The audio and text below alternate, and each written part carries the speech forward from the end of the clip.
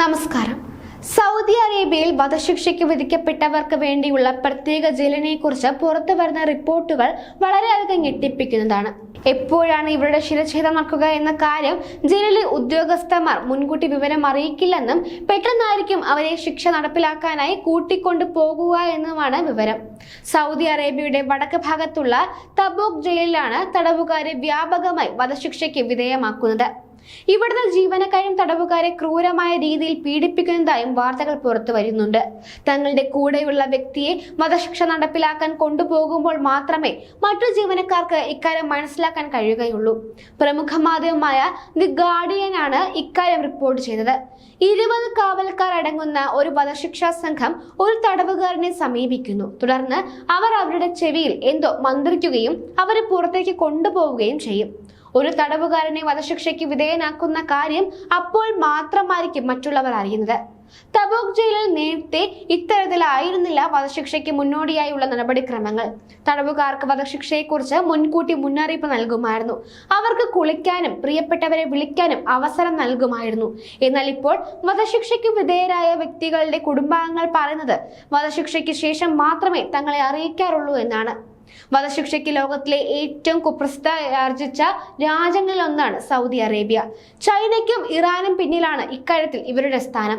Muhammad bin സൽമാന്റെ കീഴിൽ വധശിക്ഷകൾ കൂടുതൽ പതിവായിക്കൊണ്ടിരിക്കുകയാണ്. മിക്കവരെയും ശിരച്ഛേദം ചെയ്തതായി വിശ്വസിക്കപ്പെടുന്നുണ്ടെങ്കിലും അവരുടെ മൃതദേഹങ്ങൾ തിരികെ നൽകാത്തതിനാൽ കുടുംബാംഗങ്ങൾ അവരുടെ വിധിയെക്കുറിച്ച് ഉറപ്പില്ല. അവർക്ക് ലഭിക്കുന്നത് മരണ സർട്ടിഫിക്കറ്റ് മാത്രമാണ്. 2016 മയക്കുമരുന്ന് കടത്ത കുറ്റത്തിന് അറസ്റ്റിലായപ്പോൾ സൗദി അറേബ്യയിലെ ഒരു ഹോട്ടലിൽ ജോലി ചെയ്തിരുന്ന അഹമ്മദ് യൂനസ് അൽ ഖൈദ് മയക്കുമരുന്ന് കുറ്റകൃത്യങ്ങൾക്ക് വധശിക്ഷയ്ക്ക് വിധിക്കപ്പെട്ട ഡസൻ കണക്കിന് ആളുകളിൽ ഒരാളായിരുന്നു. 2021 സൽമാൻ രാജകുമാരൻ വധശിക്ഷകൾക്ക് മൊറട്ടോറിയം പ്രഖ്യാപിച്ചതിനെ തുടർന്ന് അദ്ദേഹം ജയിലിൽ നിന്ന് രക്ഷപ്പെടുമെന്ന് കുടുംബം കരുതിയിരുന്നു. എന്നാൽ അടുത്ത വർഷം വിലക്ക് നീക്കുകയും നിരവധി പേരെ വധിക്കുകയും ചെയ്യുകയായിരുന്നു. മനുഷ്യാവകാശ സംഘടനയായ റിഫ്ലൈവിന്റെ അഭിപ്രായത്തിൽ ഈ വർഷം ജനുവരി 1-നും നവംബർ 3-നും ഇടയിൽ മാത്രം 346 പേരെ വധിച്ചു. ഈ ആളുകളിൽ ബഹുഭൂരിപക്ഷവും മയക്കുമരുന്ന് കുറ്റകൃത്യങ്ങളുമായി ബന്ധപ്പെട്ട കേസുകളിൽ പ്രതികളായിരുന്നു. കഴിഞ്ഞ വർഷം അൽ ഖൈദിനെ വധിച്ചു. അദ്ദേഹത്തിന്റെ മൃതദേഹം ഇപ്പോഴും തങ്ങൾക്ക് ലഭിച്ചിട്ടില്ലെന്ന് അദ്ദേഹത്തെ എവിടെയാണ് അടക്കം ചെയ്തിരിക്കുന്നതെന്നും അറിയില്ലെന്നും കുടുംബം ഗാർഡിയനോട് പറഞ്ഞു. ഈ വർഷം ആദ്യം 2018 അറസ്റ്റിലായ സർക്കാരിനെതിരെ ട്വീറ്റ് ചെയ്തതിനു ശേഷം തീവ്രവാദം, രാജ്യദ്രോഹം എന്നീ കുറ്റങ്ങൾ ചുമത്തി ശിക്ഷിക്കപ്പെട്ട ഒരു പ്രമുഖ സൗദി പത്രപ്രവർത്തകനെ വധിച്ചിരുന്നു. തുർക്കി അൽ ജാസർ എന്നാണ് അദ്ദേഹത്തിന്റെ പേര്.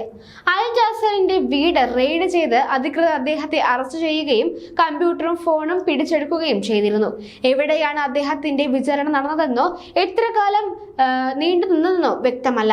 എന്നാൽ 7 വർഷത്തെ തടവിൽ കഴിയുന്നതിനിടെ അദ്ദേഹം ക്രൂരമായി പീഡിപ്പിക്കപ്പെട്ടതായി വിശ്വസിക്കപ്പെടുന്നു. സമൂഹ മാധ്യമമായ എക്സിലെ ഒരു സോഷ്യൽ മീഡിയ അക്കൗണ്ടിന് പിന്നിൽ അൽ ജാസർ ആണെന്ന് സൗദി അധികൃതർ വിശ്വസിച്ചിരുന്നു.